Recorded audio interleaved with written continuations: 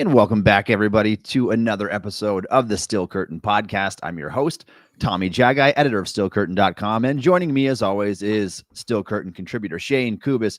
We've got so much to talk about since last week's show.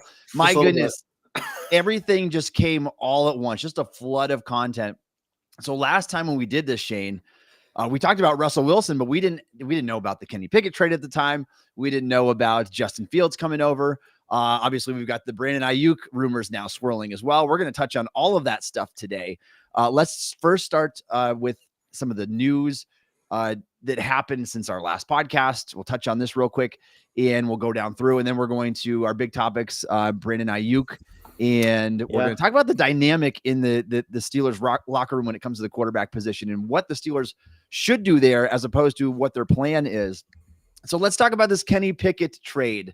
Shayne, I was pleased. I'm kind of surprised that it actually got done, but I guess, if he's not getting with the program, he's not going to be part of the city. And I think that was very clear when they traded Diontae Johnson as well for the similar reasons. And so I don't know. I'm not thrilled with the way that Pickett handled things from what I was able to dig up. And I've also heard some stories that I won't share on here, but just some interactions that fans have had with Pickett before that kind of rubbed me the wrong way. I was still surprised to see this trade get done because what we know about this team in the past is that they have a hard time giving up on players they draft high in the first round. And we've seen that with Artie Burns getting to start for 3.5 years and Jarvis Jones and Devin Bush got to play out his rookie contract, all of that stuff. Kenny Pickett did not, despite being that first round pick in that quarterback. Maybe this is a sign, Shayne, that Omar Khan and Andy Weidl, they aren't messing around when it comes to this kind of stuff.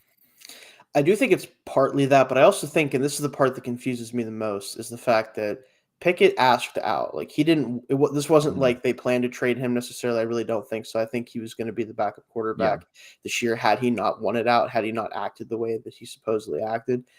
And I don't understand it at all for me. Like, if you're really that upset about the situation, I understand.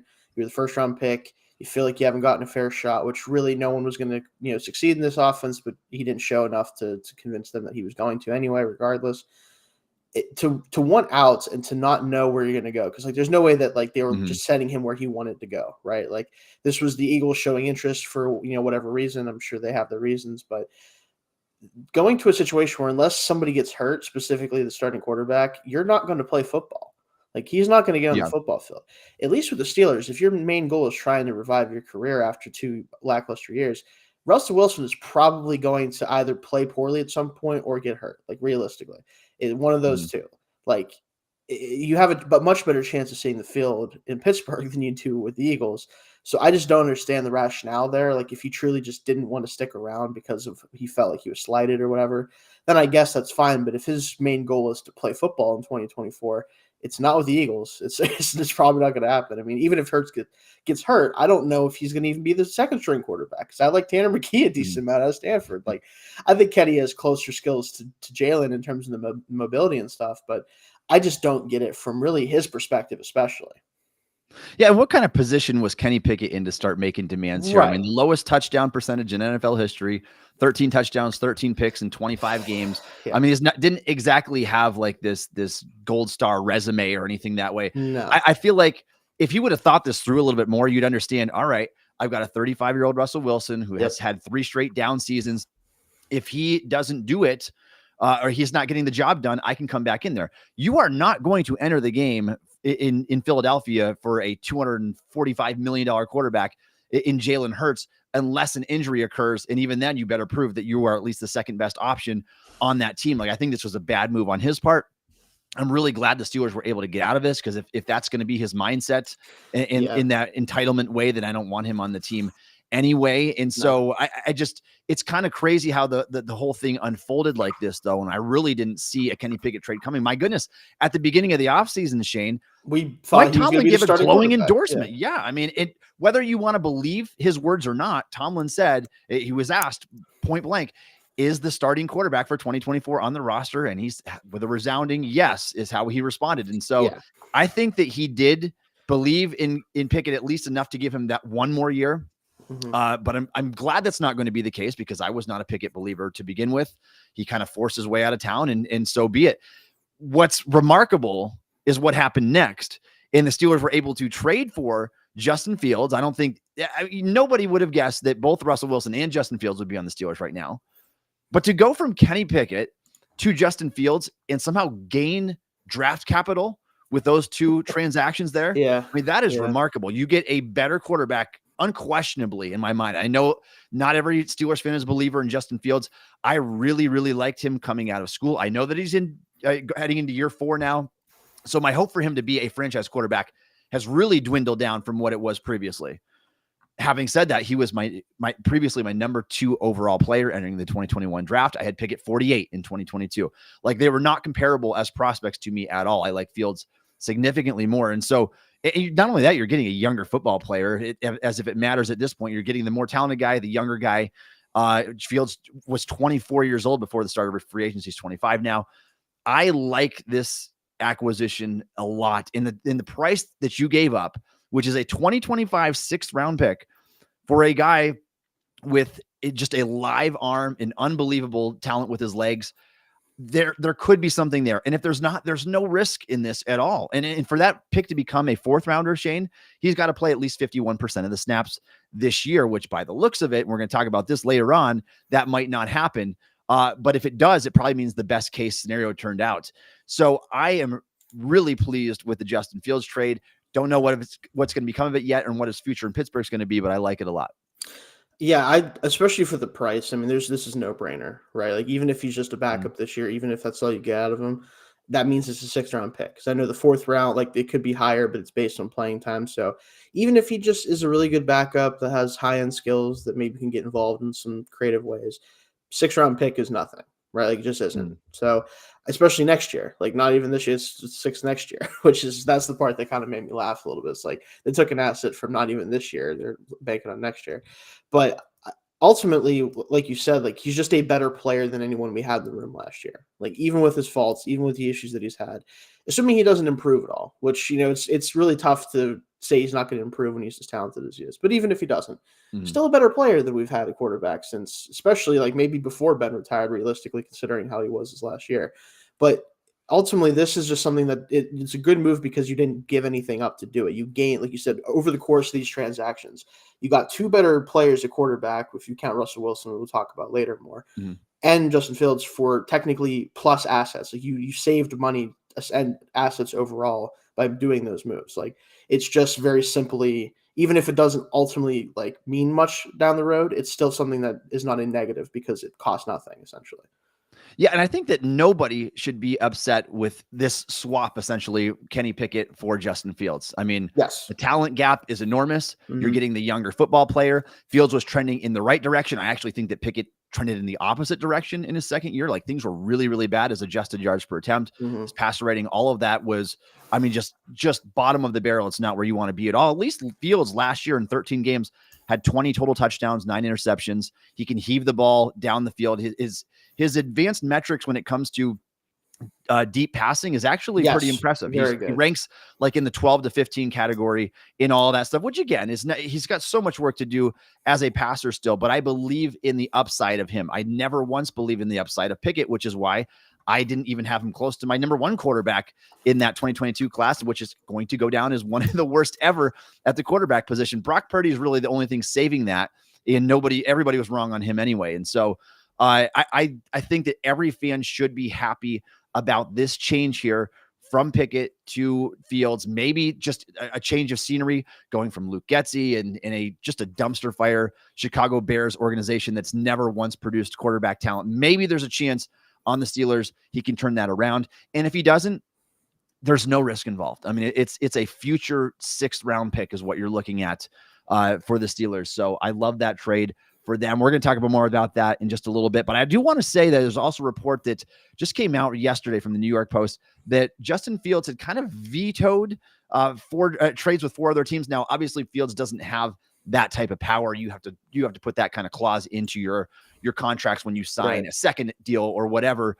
But the Bears did him right by not trading him to a team that he was going to be for sure a backup quarterback. And I did hear that 2 of those teams, Shayne, were the Baltimore Ravens and the Philadelphia Eagles, for what it's worth. And so Obviously, he's not going to beat out Lamar Jackson. He's not going to beat No. out Jalen Hurts. Those guys are making a lot of money. So he went to a place where he could theoretically have a chance to start behind a quarterback now, a 35-year-old quarterback who's had a couple down years in Denver and is making $1.2 million from the Steelers this year. Obviously, the Broncos Much more like from the 37.5 million.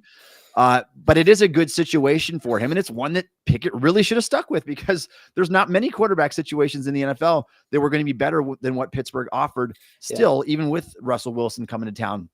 So I'm pleased with the way that it all is turned out.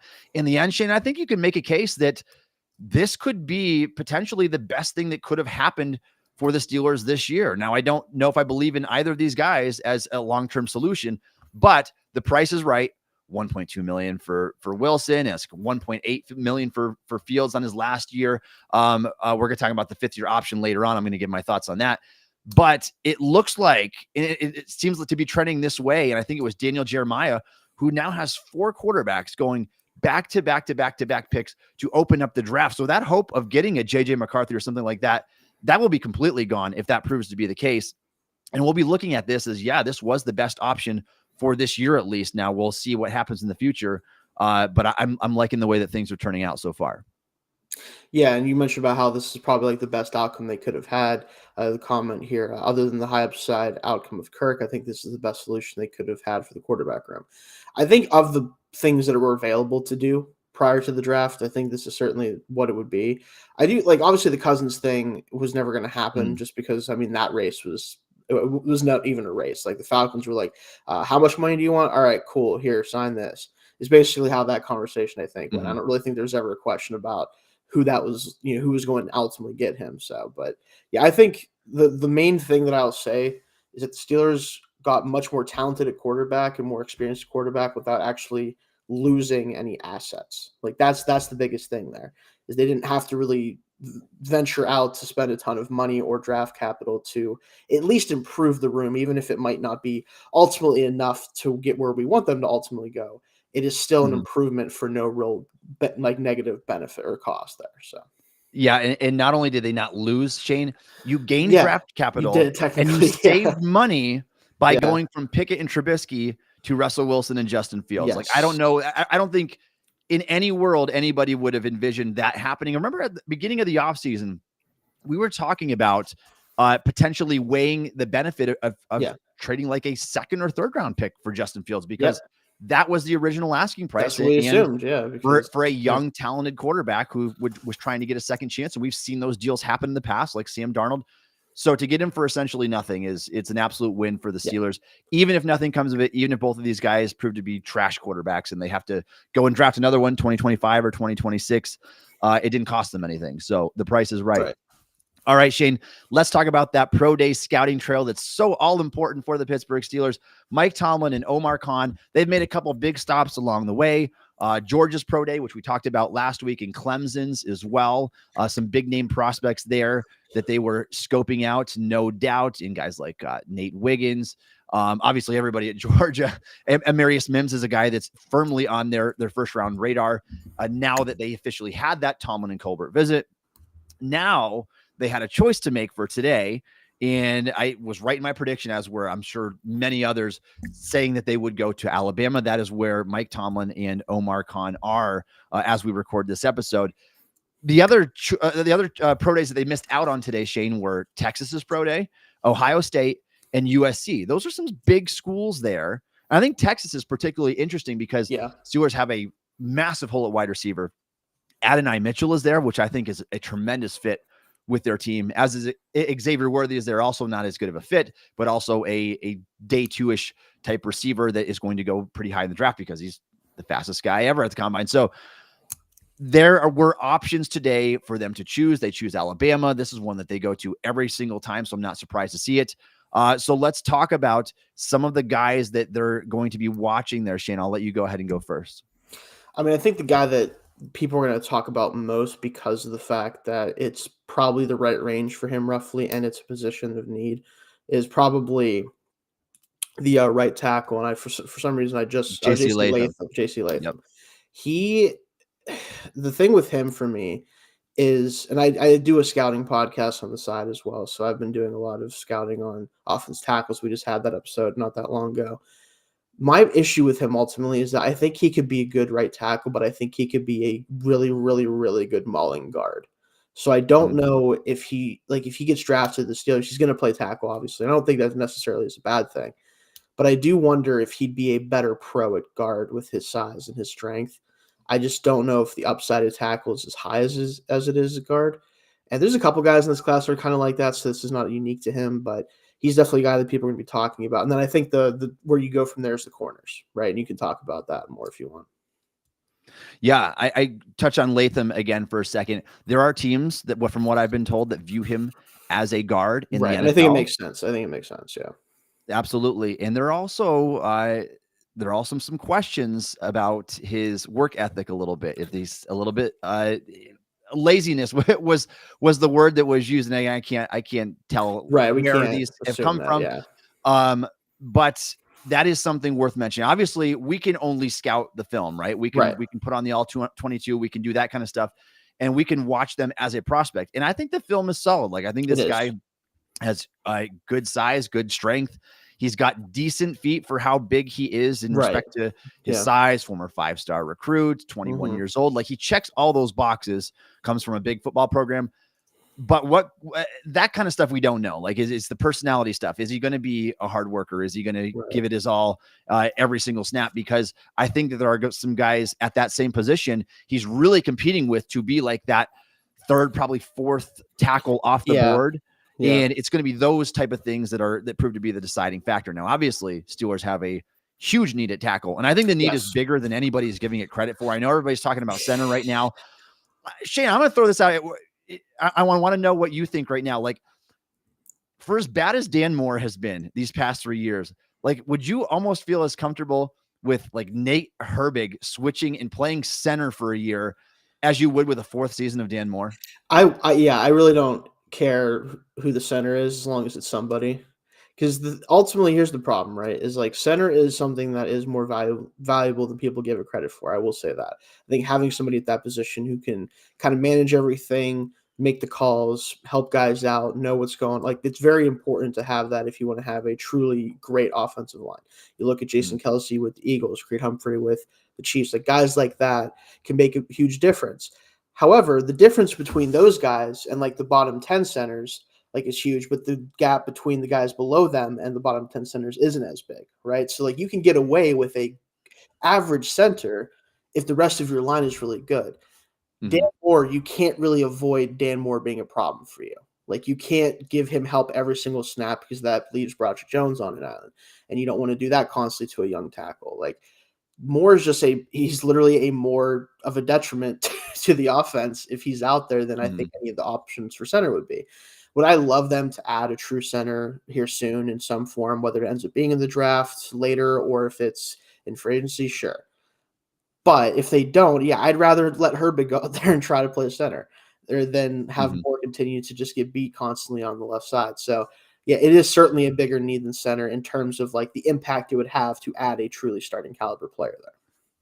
Yeah, and I 100% agree. You can cover up a below average center a lot easier than it is significantly easier scheme wise. Absolutely, yeah. And not only that, Shayne, but offensive tackle, we're talking about a money 5 position here, arguably the second most important position in football behind a quarterback. And I think that the only other one that you could really make a case for is edge defender, because those guys make such a big difference play to play and game to game. Yeah. But offensive tackle is right up there. Like, it's top 3 for my money. And so you don't get chances to draft offensive tackles in the 20s very often that project as like that 8 to 10 year starter type of player. And I think the Steelers will have that chance this year. Whether or not they take it is a different question. But now I think that we can say J.C. Latham is firmly on the radar, as is Amarius Mims. Both of those guys got the Tomlin Colbert check mark in their book now. And I think that is important. I know that people say, well, these trends are going to change now that Omar Khan and Andy Weidel are in the front office. Some things can change for sure. Yeah. But what I'm not betting against, Shayne, is that Mike Tomlin wants his hand in this draft process as heavily as possible, because that's just who he is. He wants to be involved in everything that happens in the organization. So I'm not going to bet against that until I see it actually happen. Mhm. So I think that there's that right there. The other thing is the cornerbacks, Terrion Arnold. There's a chance he could slide there. I don't see it happening. I think that Yeah, he's I going to don't be know. one of those. I think that him and Quinion Mitchell are going to be those two corners that are gone before Steelers pick them. They're probably looking at Cooper DeJean from Iowa. Right after that, maybe a Nate Wiggins, who again checks that box now that they were there for Clemson's pro day. Right. More questions about him, obviously. And then Kool-Aid McKinstry here at Alabama as well. He ran today, supposedly ran a 4.47. I'll have to go check and see. I like to trust Dane Brugler's time. So go look at what Dane has for him. He does those hand times. He's very, very accurate on what these guys run basically all the way through on NFL Draft Scout. So that's another one in contention. That feels more like Kool-Aid feels more like a second round guy to me, but realistically is going to be a guy that falls between their first and second round pick. Yeah. If I had to guess. Yeah, I think if you're looking purely on like skill set, technically Kool-Aid is a better fit because of the press man experience. But Arnold's the better player, better prospect. So obviously, if I'm picking between those two, I'll take Arnold. But I think McKinstry at 20 would be a little bit rich. But again, like I think the fit would be there at least. And if he's the best corner available and all the tackles are also gone, like I don't expect that, but.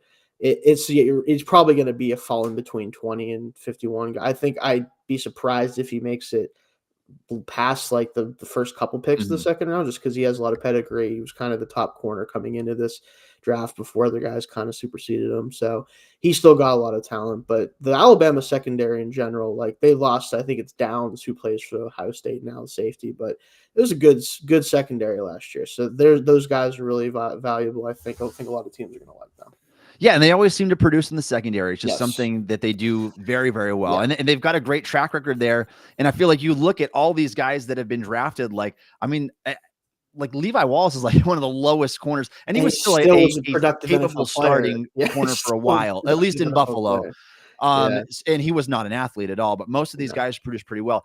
Counterpoint, Shayne, you look at the tackles that have come out from Alabama. It's been a little bit scary, honestly. You get Alex Leatherwood. Evan Neal's been really struggling in New York. And so it does make you wonder with Latham, especially if there are questions about any sort of work ethic or anything there, if that proves to be the case.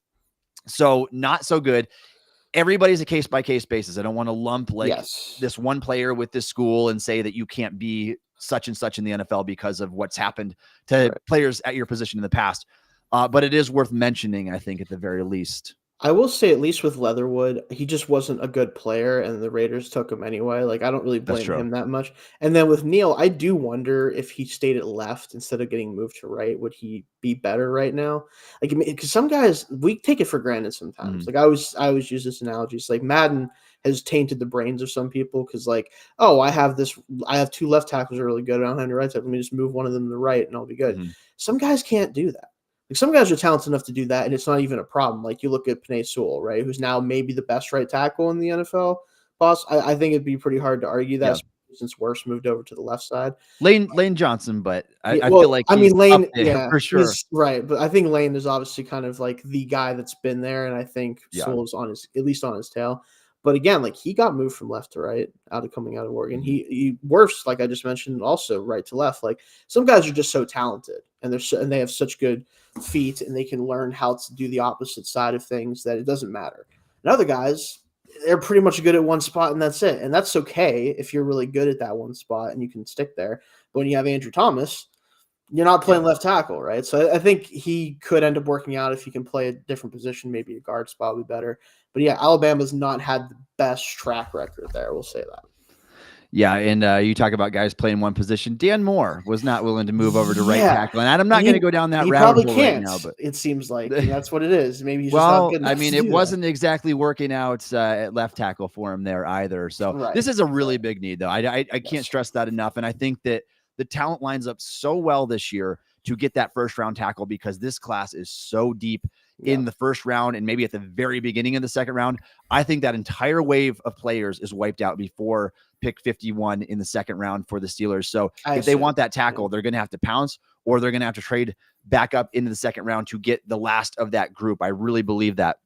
All right, Shayne, I think we spent enough time on that. We're going to get to Brandon Aiyuk here in a second. The Still Curtain podcast is running a deposit match promotion up to $100 for any new Sleeper Daily Fantasy user. Make sure you use code FANSIDED2 when signing up to receive your deposit match. Please remember to always game responsibly. Scan the QR code on the screen to see if you qualify. All right, let's talk about this.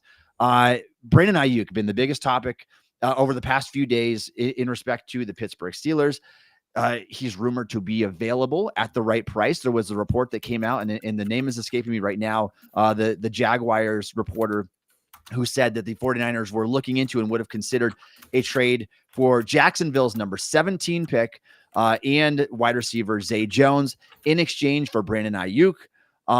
And now we're getting buzz around the Steelers. I think it was Andrew Filipponi of 93.7 The Fan that said the Steelers are looking into a trade for Brandon Aiyuk. And so I don't know how much truth there is to this, but nothing surprises me anymore, Shayne, seeing the aggressiveness of Omar Khan and Andy Weidel. This team has made more trades than any team in the league, I believe, from my knowledge, since he took over.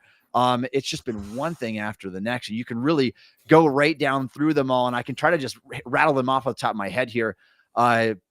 They traded Chase Claypool. They traded Kevin Dotson. They traded Kendrick Green. They traded Allen Robinson. They traded Diontae Johnson. They traded, did I say Allen Robinson? Sorry, I said that one already. Traded for him. They traded for him. They traded Kenny Pickett. They traded for Justin Fields. Like, there has been so much activity in the trade department when it comes to Omar Khan and Andy Weidel over these past couple of years since he took over as general manager. And I wouldn't be shocked to see them make like this massive play for one of the best receivers in the league. Yeah, the whole topic of like them looking into Brandon Aiyuk is very interesting because I just assumed that going into this year where they still have control of him, the 49ers, that they're going to try to make a run, right? So I assumed that he wasn't really available, at least not this offseason. Because I think he's playing on, he could be on his 5th year option. I think it's next year, right? I don't think it's this year he's playing on the 5th year. It is this year, I think. Is it his 5th year? Yes, I think he's played the 4 years on the rookie deal. Right, so they would be able to franchise him if they wanted to next year to keep control of him and then maybe tag and trade situation like the Bengals might be doing with T. Higgins, right? Like, that was what I assumed was going to happen if they don't extend him, because obviously they have a ton of money tied up in offense. They have a ton of guys that are eventually going to have to figure out what to do with. So I figured at least they would go for another run while they still have Purdy on a small contract, because who knows what's going to happen with him once that becomes a thing. And I thought if someone was going to get moved to be Deebo Samuel, right? As good as he is for them, like, that contract is certainly a pretty hefty, and he's just not as good of a player, in my opinion, as Aiyuk is, especially as a pure receiver. Maybe in their roles, they're similarly valuable to them. But the fact that he seems to be available, though, if you can go do this, like if this is something that's actually available to do, I don't think there's any question you have to at least look into it. So if they are, I totally get it. Mm-hmm. Yeah, and so the reason why I don't think it's going to be Deebo, Shayne, is because they would have such a huge dead money hit if they traded him after already giving him that deal. And I think that, man, you could make a case for sure that Aiyuk is the guy that they would like to keep. I think it just makes more financial sense instead of now giving him this new deal, which is going to make him more expensive than Deebo is, and eating all that money on Deebo's contract. I think that's why they're willing to put this trade out there potentially. So Aiyuk is a incredible player. Like I'm one of the folks out there that believe that I think that Aiyuk is maybe a top 3 receiver in the league right now. Like, to me, it's like Justin Jefferson, CeeDee Lamb, number 4. No, so I'm sorry about that. Tyreek Hill and Brandon Aiyuk. I'd probably put him 4th in the league, and I think that is reasonable. Come at me if you disagree with that, because I'd like to hear who else you have up there. But I will tell you why. This guy is phenomenal after the catch. He's so good catching the ball in traffic. For what it's worth, he graded out as one of the best receivers in the league last year. He averaged 12.8 yards per target, not per reception, per target. 105 targets in 16 games last year, almost had 1,400 yards on just 105 targets. I think that he is really, really good. Now, I think that he's in the perfect situation for him with Kyle Shanahan because he can do so much yak stuff that way. But I am a really big Brandon Aiyuk fan. Having said that, Shayne, I think that there is a serious debate whether this trade is one that the Steelers can afford to make here. So I think if you weigh the pros and cons, pros, you're getting a phenomenal wide receiver. You're getting a true number one option that you can funnel the offense through essentially for Pittsburgh. And I think that would help them. The question becomes, is this team close enough to contending that you can afford to do a move like this? And I will say that what everybody needs to understand, this is not just a matter of trading a first round pick and a wide receiver. So some have used the example of the Steelers would give up pick 20 and Calvin Austin the third to get this deal done. Yeah. So whoever that ends up being, whoever they want from our roster, whatever, it's not just that. It's after you do that, Shayne, now immediately you need to go around and you need to turn around and pay Brandon Aiyuk $27 to $30 million per year, most likely, on top of the receiver you gave up in the first round pick, most importantly. So it's the double gut punch, as I like to call it. It's not just the capital. It's not just the pick. It's a combination of the money that you pay and the capital that you give up. It's different from the Minkah deal because Minkah he was only halfway through his rookie contract at that point. So you still had 2 years plus a 5th-year option of Minkah Fitzpatrick when you made that deal for him at the time. Now, Aiyuk's more established than even what Fitzpatrick was at that stage of his career. But there's a lot to consider here because if the Steelers aren't ready to strike and be that contender right now, I seriously wonder if this is the right move for them. So I have a couple ways to look at this that I think kind of not only establish what the reasoning for this would be, and then also the pros and cons, like you said, but the thought process you need to have for this type of move. We can look at something similar in terms of a trade that happened that I think one team certainly won and another team lost. And I know this is a little bit of a different scenario, but you look at the A.J. Brown deal. What happened with the Titans deciding to trade him instead of pay him his money, get a first-round pick back, and they take a receiver that they were hoping would be similar to A.J. Brown. And it's kind of, I don't know if you've ever seen this, but I know people keep kind of floating this meme around of the Family Guy episode where it's the boat versus the box, and Peter wants to take the box maybe because, it could even be a boat, right? So it's you could have the boat, which is Aiyuk in this case, or you could have the first-round pick, which, hey, if you take a receiver, maybe he could become someone as good as Brandon Aiyuk. And obviously there's the element of well, that guy you don't have to pay for 4+ years and this or that.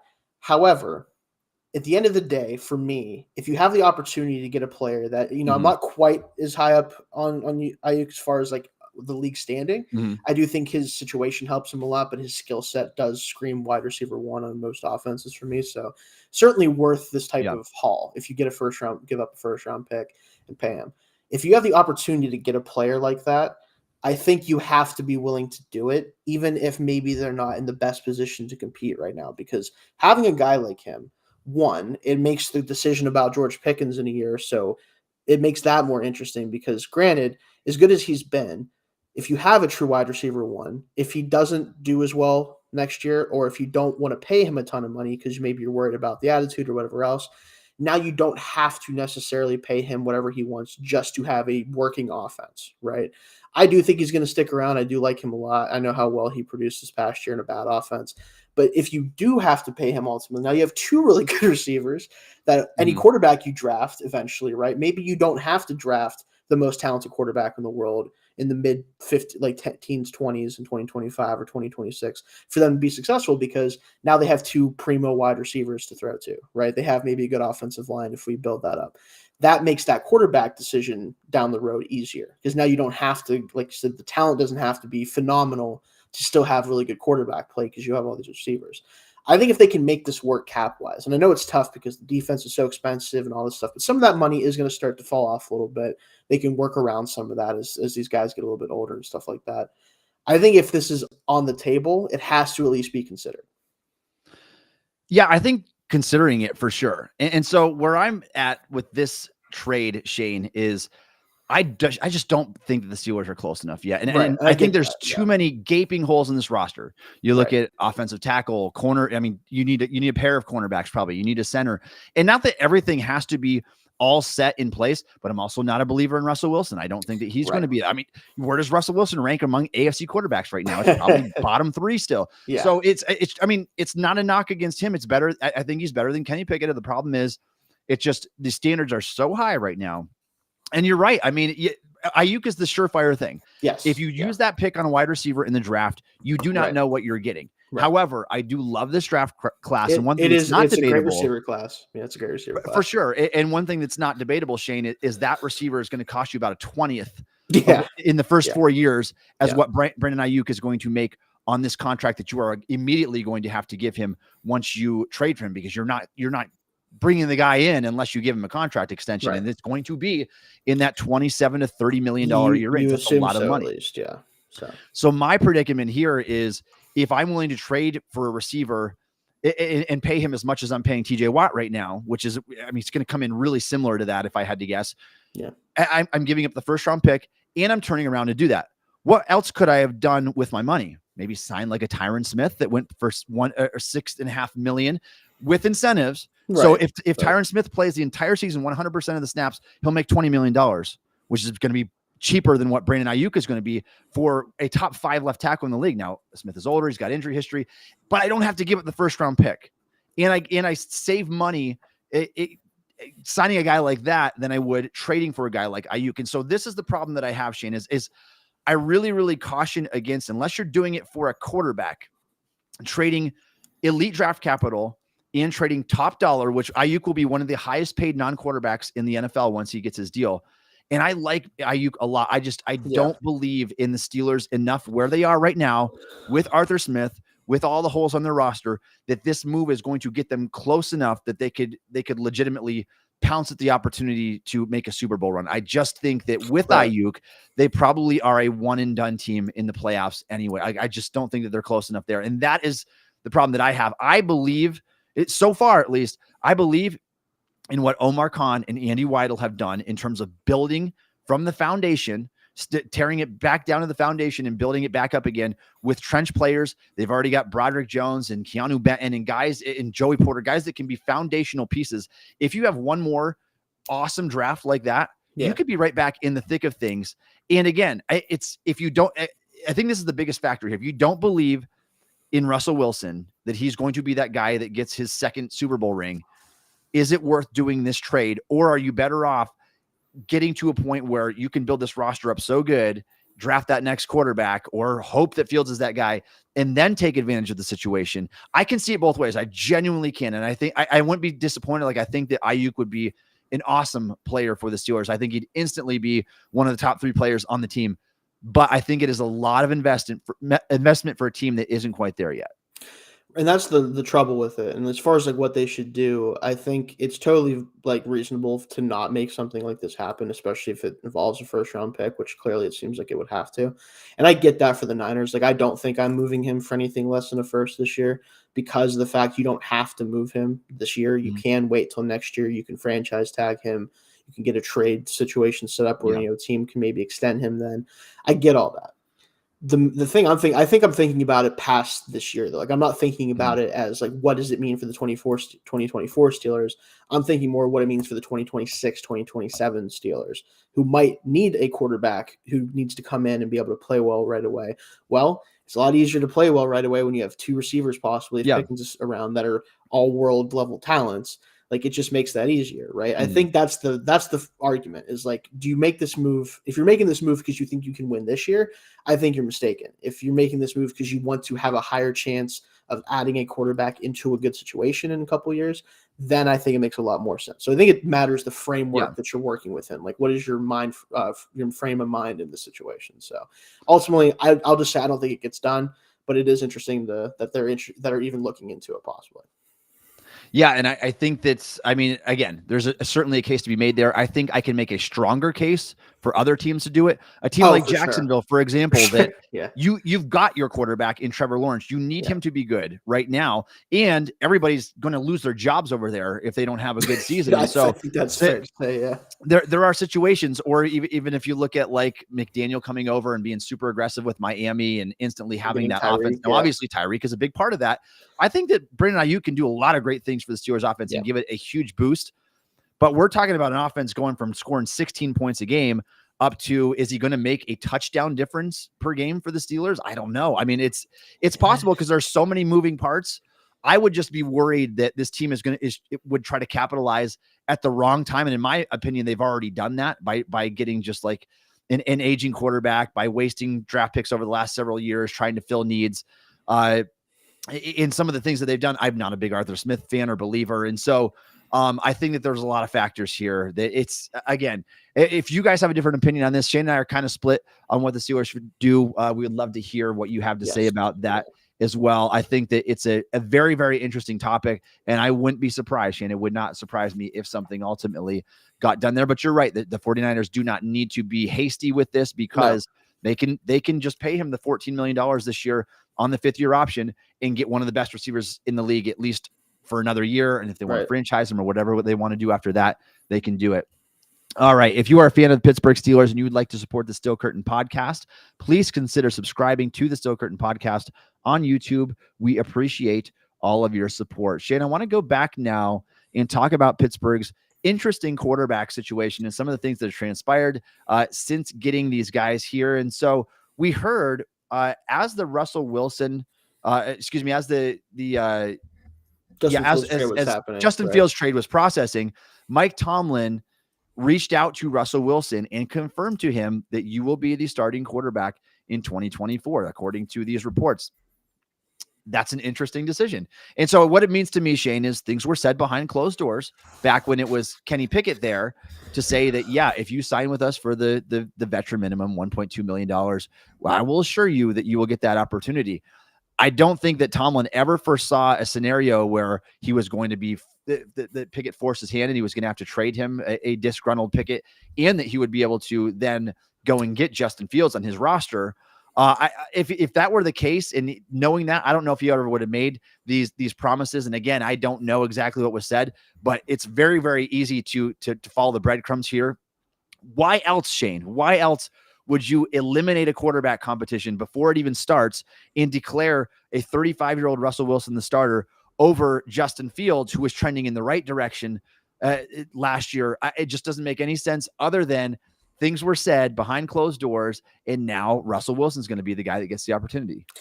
I think it's twofold. I do think there's an element of he thought Kenny Pickett was going to be his competition, and therefore that it probably wouldn't be one, right?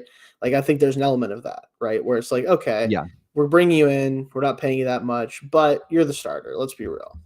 Kenny's still a young player, hasn't really figured it out yet. You're a veteran. We know what we're kind of getting out of you. Let's not make this a question, right? The problem is, I don't think Russell Wilson, even if it was Kenny Pickett and him, I don't think he's good enough to say that. I just don't think you can guarantee this guy a starting job at this point. That's just not where he is in his career.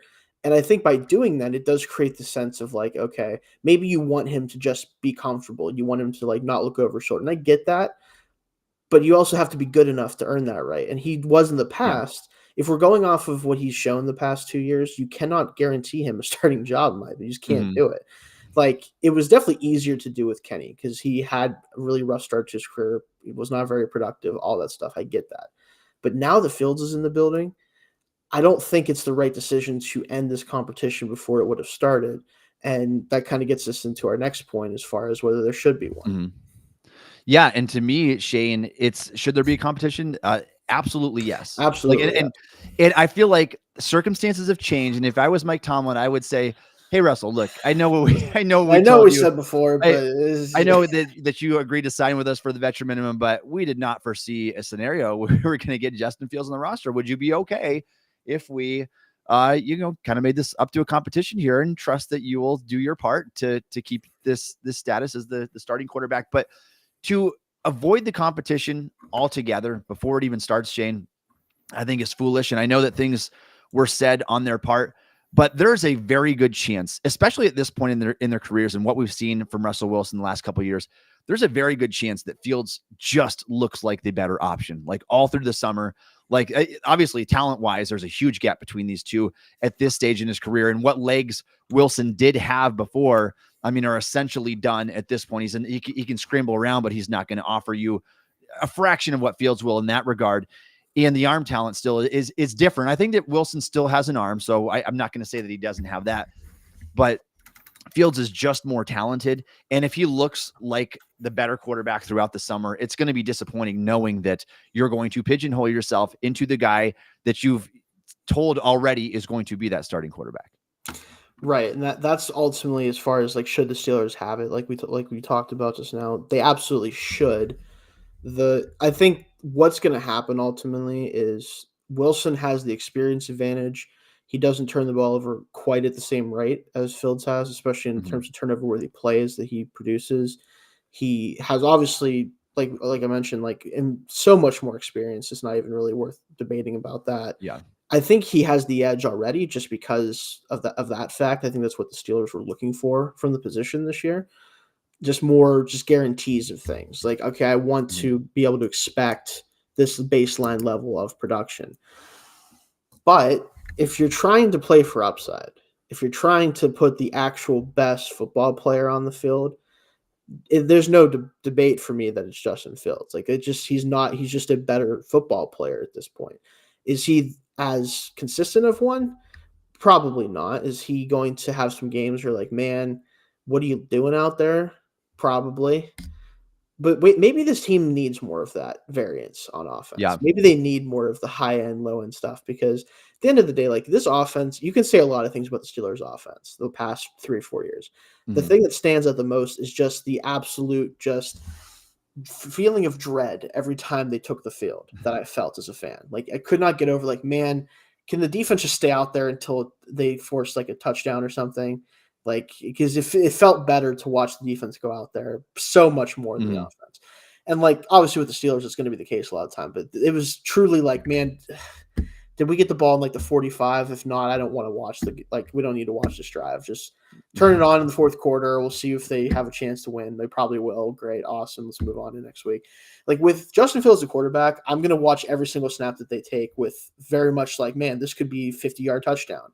This could be also a fumble, which whatever, Mhm. I don't care. It gets to a point where like Russell Wilson's probably going to be a better like week to week quarterback than Fields would be, but I also don't really care.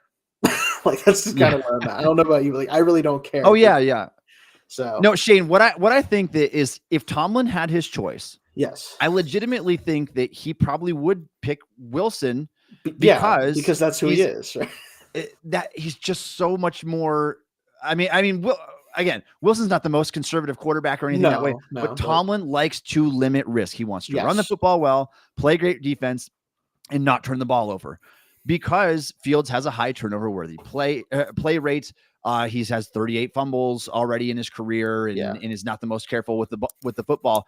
He will welcome the guy that's more like the Kenny Pickett, the guy that is just not going to lose you the game, not going to win you the game, but he's not going to make enough mistakes routinely that it's going to force you to lose the game. Where I right. think that the past relationship with Tomlin and Ben Roethlisberger worked out so good is that Ben was not your traditional quarterback, that he could push against that a little bit and say, yeah, I'm going to be the guy that shrugs off 2 or 3 tackles and extends the play 4 seconds and heaves the ball down the field. Like, I think that Tomlin needs some of that because without that checks and balances system, we're going to get way too conservative again. And you're just going to have an offense that looks less like it has been the last 6 years with Randy Fichtner and Matt Canada. And I'm certainly hoping that's not the case. Obviously with Arthur Smith here, but again, Arthur Smith's not known for being the most aggressive passing coordinator in the league. And so you'd like to have somebody out there that is a little bit more polarizing, a guy that can win you or lose you the game, but at the same time, maybe create twice the amount of big plays as a Russell Wilson would. And so I'm way more intrigued by Justin Fields. I certainly cannot go as far to say that he's going to be the better option of the two. Right. And maybe Wilson revives himself a little bit here. I know it's truly been 3 down years, like 1 down year in Seattle, 2 down years in Denver. Can he come back from that? Like you're going on like year 4 now of just adequate play, if you can call it that, from Wilson. I think that he could be better in a different situation in Pittsburgh. But again, we talked about this fit, not necessarily the best fit for a guy that threw the ball over the middle of the field 5.8% of the time last year. And so I truly wonder if this team wouldn't be better off just going with a guy that's going to be a bigger risk taker and Tomlin having to reel him back in a little bit rather than the other way around. And again, I know that Russell likes to hold on to the ball as well. Both these guys take a tremendous amount of sacks. Russell's taken 100 sacks over the last 2 years. He just doesn't have enough big plays to make up for all the negative, where I think Justin Fields does. Yeah, and I think that's the thing with it ultimately is you look at I'm looking for upside at this point. I understand Wilson is probably going to be the guy that can lead to more wins, most likely going to lead to more consistent offense. He's going to do this and that, and it'll be fine. Like with an Arthur Smith offense that, again, neither of these guys fit particularly well. I will say Fields throws the ball with a little bit more over the middle of the field, but is less effective at doing so when he does than Wilson is. So it's kind of like doesn't that much. But like at least with Fields, I'm confident that if the play goes to crap right off the bat, if Dan Moore, assuming he's out there, which hopefully not, just gets absolutely roasted in the first 2 seconds of the play, I'm confident that yes, there's a chance that leads to a sack fumble. There's a chance that Fields takes a 15-yard sack, whatever. There's also a chance that he's running down the field for 50 yards after he breaks the pocket and runs around the edge of the defense. Like he gives you a trump card on certain plays where it's like, okay, the defense did everything right. He's just a better athlete than most of the guys out there, and it doesn't matter. Like, yeah, and I do think it's funny because I've seen this a lot too, and like we obviously don't fall into this category, Tommy, so we're allowed to make fun of this. It is funny that we might have the second most effective running quarterback in the league after someone in our division who our fans sometimes say is not very good at playing quarterback. Obviously talking about Lamar Jackson. I do think there's an element of irony in that if he does play, because I know every time that he makes a huge run, they're like, oh yeah, like so excited about it. It's like, but he's, not as good. Yeah. Yeah. Yes. Anyway, but again, I'd rather have that than Russell Wilson, who is a better player probably from like at the actual quarterback position, but doesn't give you as much of the high end plays anymore. Yeah, and if the game plan here, Shayne, is to run the football effectively and play great defense, you've got a guy that's had 2,200 rushing yards, run for 6.5 yards a carry, and 14 rushing touchdowns in his first 3 seasons, and that's not with being healthy the whole time either. I think that Justin Fields could add so much in that regard. Where we've seen Arthur Smith do it before. We've seen him do it in those bootlegs. Like you do a stretch bootleg, and Fields can just pull the ball out and run for 40 yards. Like that's not unlike him at all. Like we've seen those flashes routinely during his time in Chicago. And so, and I've spoken, Shayne, to people that write for the Chicago Bears and some within the fan side even as well. They are really high on Fields, and it disappointed them that they had to trade Fields in order to get Caleb Williams. Essentially, like they were believers in Fields, and so they think the Steelers have something really good here.